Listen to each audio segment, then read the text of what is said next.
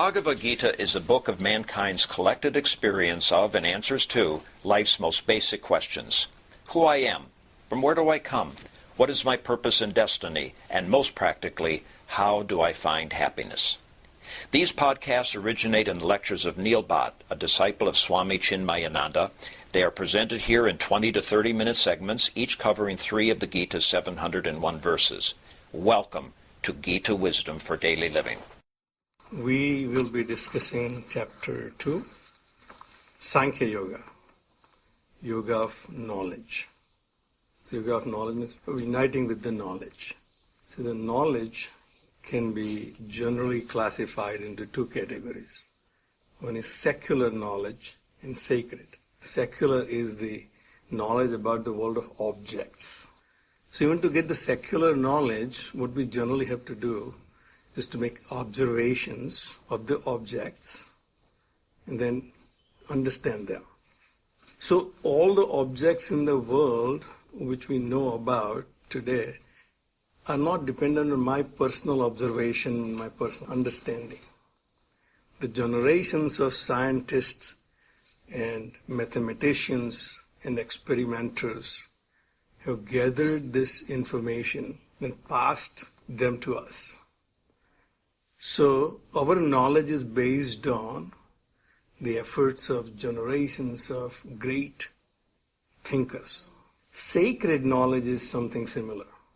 So the knowledge about the self is also, it is not my personal experience right now, but I have to depend on the generations of sages who very carefully contemplated on the nature of the self. And those declarations are basically recorded in Vedas in our tradition. The knowledge they gained in their contemplation, in their observation, in their meditations are recorded as declarations in Vedas. The Veda means to vid is to know, and the book of knowledge is Vedas. So there are 4 Vedas, Ruk, Sam, Yajur, and Atharva. Based on the declarations in Vedas, there are 6 darshan sastras in our traditions. Various masters have taken those declarations and formulated a school of philosophy to explain the truth, the nature of the self. And that became the 6 schools of philosophy, darshan sastras in our tradition. They can be generally categorized into 3 main categories. The first is called Tarka, logic. They come to the conclusion about what the truth is by logical conclusions. So that's called Tarka. And there are 2 great masters, Kannada and Gautam. They formed their Darshan Sastra, which is called Vaisheshika Nyaya. Out of the 6, 5 of them do not believe that God can be realized by meditation and knowledge. Only the last one, Vedanta, recognized the fact that God can be realized by meditation and knowledge. So as I said, they can be classified into 3. The one is Tarka, which is logic. Second is Sankhya or Sankhya. That is the logical enumeration of the facts. Very logical argument about what is the truth and how we come to that conclusion. And Kapil Muni is the author of Sankhya philosophy, but he did not include the creator, Ishvara, or the God principle in his philosophy. So his Darshan Sastra is near Ishvara Sankhya. Ishvara is not included in his thesis. But then Patanjali included Ishvara in the same Sankhya philosophy, so it becomes Sa Ishvara Sankhya. And the last one is called Mimamsa, deliberations, deliberating the fact, deliberating the facts which are available to us and come to the conclusion what is the real truth. It's called Mimamsa. So the declarations in Vedas are in basically 2 general categories. The earlier part of Vedas is called Karma Kanda. The later part of the Vedas is called Jnana Kanda. The deliberations made based on the earlier part of the Vedas is called Purva Mimamsa. There is Jaimini Rishi made a treatise on this Purva Mimamsa, methodical path of how to achieve the ultimate goal. The ultimate goal in Purva Mimamsa is to go to heaven. All the good deeds or good rituals when you perform and acquire merits, punya, then you are given a place to experience happiness and peace and bliss. And that state is called Swarga. So the goal of life as per Purva Mimamsa is to achieve the Swarga. Based on the Jnana Kanda, the later part of the Vedas, the Darshan Shastra which was developed by Sage Badarayan is called Uttar Mimamsa. That means later. So the Uttar Mimamsa is the one recognized the one single entity Brahman. So various teachers and acharyas have taken the basis from one or the other of the Darshan Shastra and created the schools of thoughts in our culture. And there are basically three. Dvaita, the dualistic school. God and I are two different entities. They will never become one. God is the master and I am his servant. The Dvaita. Madhvacharya founded the school of thought.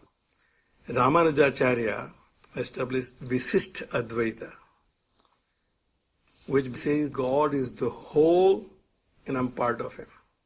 So most of our Vaishnava Sampradaya is based on Visisht Advaita.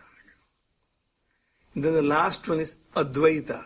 Bhagavan Shankaracharya established the school of thought called Advaita, based on Vedanta. Vedanta literally means end of Vedas. End of Vedas we have Upanishads. The declarations in the Upanishads which says myself and God is one and the same. Tat Tvamasi. That thou art. That which I am seeking is none other than my own self. And that school is called Advaita philosophy, non-dualistic school of thought. So the Bhagavad Gita, the people have seen from all different points of view. In our tradition, Chinmaya Mission tradition, Shankaracharya's tradition, we typically look at it from a non-dualistic school of thought. So the chapter literally combines all these various schools of thoughts into understandable philosophy, which takes the salient points of all three philosophies. But in nature, it is still Advaitic, and therefore we have seen in Gita Matve, Advaita Amruta Varshidam, which teaches us that myself and God's self is one and the same. So therefore, this chapter is titled Sankhya Yoga, Yoga of Knowledge. Predominantly based on the Sankhya philosophy of its logical conclusions. So it is more scientific and modern in its approach towards the truth. Ask questions. All our Upanishads are in the form of dialogues between student and a teacher. Student asks question, the teacher answers the question or give him guidance. So it is never to be taken without any understanding. If you don't understand, ask questions. Bhagavad Gita is basically in the same format. Bhagavan gives advice.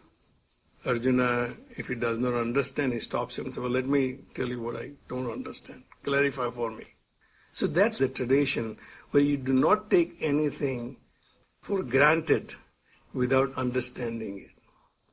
So the chapter 2, Sankhya Yoga, is now giving us a thumbnail picture of what the core declarations in Vedas. In modern day presentation, effective presentation is generally in three parts. Tell them what you're going to tell them, then tell them, and then tell them what you told them. So you go to any professional meeting, you have an agenda. So you basically tell them what we're going to discuss today is an agenda. After that, we have a discussion on those items on the agenda. At the end of the meeting, you say, well, let's conclude. What are the action items? What we agreed on. So that conclusion. So that tradition is started by Bhagavan Vedvyasa, not our marketing guru. Okay. So chapter 2 will tell us what we will be discussing throughout Bhagavad Gita. Then we'll be discussing Bhagavad Gita. And chapter 18 will tell us what we discussed all throughout Bhagavad Gita. Conclusion. Action items. What we have to do now. After that I have learned Bhagavad Gita. So the Sankhya Yoga is yoga of knowledge. Assuming that I don't have the knowledge right now. Therefore I'm going to learn. So chapter 1 gave us the scenario of our life situations. We typically live our life by complaining about injustices, discriminations, unfairness. And therefore what we do is we try to prepare ourselves for overcoming those obstacles. That's what we call education, training, internships. These are basically our preparations. Now, is the preparation good enough to achieve success and happiness in life? The answer is no. There's something more. All the graduates who come out from the university, they don't achieve exactly the same results. They're all prepared. They don't achieve the same results. Why? Because there is something else that they differ from each other. That inner strength and inner qualities and inner understandings of how to deal with the situation. When you encounter a situation, will you be able to take the right decision?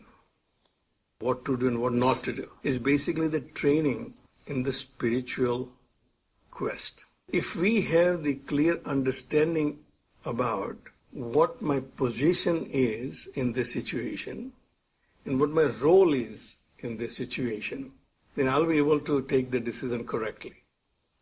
If I represent a company, when I go to a meeting with my client, if I have clear understanding what my role is as a company employee, then what my goal is here, then I will take a right decision. But if I misunderstand my role and introduce my personal objectives and personality into that discussion, then I as a company representative will fail. I actually never get a chances to be on a selection side of an interview. Typically I'm more a candidate for pitching our services to other people. Once in a while I get an opportunity to be on a selection side to interview contractors. And I just had one interview like that, and after the 3 or 4 candidates we interviewed, we're obviously sitting down and making selection. So there were 4 or 5 people in that room. And you can tell that some people are completely unbiased and they really have no axe to grind. But then there are some people who say, well, yeah, but I know that guy and I like him. So I'm now injecting my personal bias into the decision-making process. If you take that personal bias out of it, your decision will be relatively correct. But once you start seeing it through your personal bias, your decision will be diluted. May or may not be correct. So what we have seen in chapter 1 is when your personal attachments and biases are overwhelming you in facing the situation, the chances of your failure is much greater. So we have seen that Arjuna, when he was part of the Pandavas' army as a general, he was very enthusiastic and very, very confident about his ability to fight. But as soon as he starts seeing other people as his relatives, he basically introduced his own attachment to them. And that's where he got confused and broken down. So that was the scenario of the first chapter. Basically gave us a mirror to our own situation. Why we fail in some situation and we succeed in other situations. The situations where I was overwhelmed by my own attachment and biases, it did not let me take the right decision. Situation where I have kept myself out of personal biases and saw the situation through a correct lens. If I was a part of a community, part of a country as a citizen, or a part of a company as a company representative, I take the right decision. So chapter 2 obviously starts with continuation of the dialogue between Arjuna and Krishna. Mainly Arjuna spoke about himself. Krishna has not said anything. Sanjay has been narrating it to Dhritarashtra what's going on. So chapter 2 starts with Sanjaya is reporting back to Dhritarashtra, which says, Tam tatha krupaya vistam asrapurna kulekshanam visidantam idam vakyam uvacha madhusudana. Simple reporting to Dhritarashtra that this is what Krishna said to Arjuna. Because it may be possible that listening to Arjuna, Dhritarashtra may have developed some hope that I think this is going to be the end of it. I think Arjuna is going to convince Krishna to let's pack our bags and go home. And when Arjuna is not there, either they all will go back, or even if they fight, they are not going to win without Arjuna. So Dhritarashtra may have some hope that the strategy is working. Arjuna is now broken down completely. In this psychological warfare between what is right and wrong, our emissaries went there, their emissaries came here, we put our argument, they put theirs, we won over Arjuna. So Sanjaya says, well, wait a minute, let me tell you what Krishna told him. Tam tatha, tam to him, tatha thus, krupaya avistam, he is describing Arjuna's condition. Krupaya avistam, he is overwhelmed by pity. Asrapurna, he is crying. Can you imagine a general in the army on the battlefield, ready to fight, crying? If you hear that in our modern, what would you do to that general? What would you think about? Asrapurna, he is not even normally just having doubts whether to fight or not. Complete broken, he is crying. Kulekshanam, completely agitated. Visidantam, depressed. Idam vakyam uvacha Madhusudana. Madhusudana addressed him with these words. Now those words are now important for Dhritarashtra to listen. Hoping that Krishna will say, I think it's a very noble idea. Why should you kill your own cousins and your teachers? Well, let's go home. Krishna very simply says, Kutahatva kasmalam idam visame sam upastitam. When did this dangerous depression come over you? How did this happen? I did not expect you to be in this situation. Simple question, how did you end up in this situation? Anarya justam. This is not something Arya general or a prince would do. Anarya justam, practiced by non-Aryans. You can say they didn't have great respect for people who are not Aryans. Very proud people, Aryans are very proud people, that we have the system. We know how to live. We have the civilized society. In our civilized society, there are rules. Each one is assigned a duty in a role, and that person has to follow his duty according to his role without any exception. So that's how the society works, So we are all basically call ourselves part of civilized society because we have rules and we practice. When we drive on the right side of the road, not on the left side of the road. And if you're driving on the left side, someone will stop you and say, where do you come from? This is something they practice, not us. In England, in India, but not here. Anarya justam. Running away from your duties is practiced by people who are not Aryans. Aryans don't do that. So, anarya justam. Aswargyam. It will exclude you from going to heavens. Going to heaven little means after this, you will have no peace. You are performing your duties because at the end of the day, what you want is happiness. What we translate into Swarga. When I am happy and peaceful and blissed, I am in Swarga. I am in heavens. When I am agitated and not feeling good, no matter the condition may be the best outside, but I am actually in hell.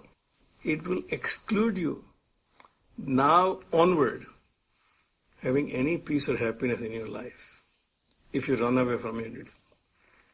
Or kirtikaram. You are very proud that you are the best archer and the greatest warrior. That will be all gone after this. You will be disgraced. Akirtikaram. O Arjuna. You value all these things. You value your duties. You take great pride that you live your life and perform your duties correctly.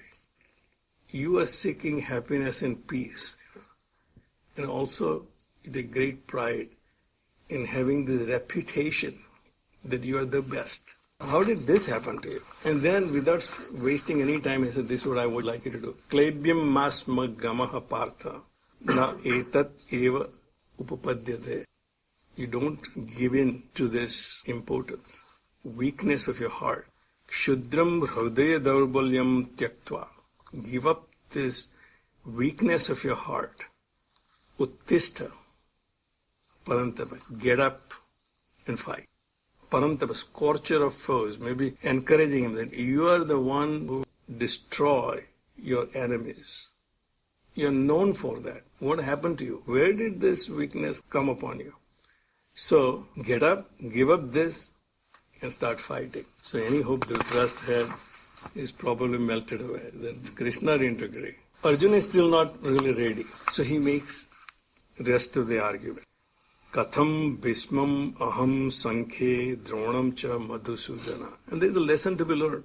If we see somebody who is not doing or performing as we expect, just telling them that stop doing this and start working. Or tell your children, stop playing around and start doing homework. That's not going to work. So just Krishna giving him that one advice, get up and fight, didn't really work. Arjuna made more argument. Okay, that's great, but why? How can I? Bhismam aham sankhye dronam cha madhusudana isubihi pratiyotsyami pujarha arisudana. How can I fight with Bhishma and Drona who are worthy of worship with arrows? And then he addresses Krishna, Madhusudana and Arisudana. So Krishna is called Madhusudan because he slayed demon Madhu. Bhagavad Purana does not really say anywhere when Krishna did this. Actually, Puranas talk about demon Madhu in Kaitab destroyed by Vishnu in Hriyagriva incarnation. So Madhu means pleasant. That which feels pleasant but not good for me is the Madhu demon. Things which is pleasurable but clearly not good for me. Eating sweets if I have diabetes. Is the demon Madhu. And Krishna is Madhusudana. With the right understanding, you can kill that. Our own ego is demon Madhu. It's very comfortable and pleasant to be in your vanity, in your arrogance. That feels much better. I'm the best, I do my job right. All that, your ego and vanity is demon Madhu. Krishna is the slayer of that demon Madhu. If we don't identify with our little self and give up that pleasure of having that vanity of I am the doer and I am the enjoyer, then you will have the real peace and happiness. So therefore, Arjuna addresses him as Madhusudana. Just as you destroy demon Madhu, destroy even this weakness of mind. And Arisudana, destroyer of enemies. Ari means enemy. So Krishna is here Madhusudana and Arisudana. Implication is that which feels pleasant but it's not good for me, oh Lord, take it away from me. You take care of it. And also Arisudana, my enemies. My own weaknesses are my enemies. Further in Gita will say yourself can be the best friend, yourself can be your worst enemy. So these weaknesses of mine, oh Lord, you take care of. And then he puts his argument for that, how can I do this? Gurun hatva hi mahanubhavan sreyo bhoktum bheksham api ihaloke. I would rather live a life of a beggar in this world than killing my great teachers. Hatva arthakamanstu guruni hi aiva bunjiya bhogan rudira pradigdhan. And if I fight this battle, because you said get up and fight, and even if I win and have the pleasures which we desired and came here to fight this war, those pleasures will be stained by the blood of my teachers and my relatives. So where is the pleasure in it? We'll stop right here. Om Sarve Bhavantu Sukhina Sarve Santu Niramayaha Sarve Bhadrani Pashyantu Ma Kaschid Dukkha Bhag Bhave Om Shanti Shanti Shanti Harihi Om Shri Gurubhyo Namaha Harihi Om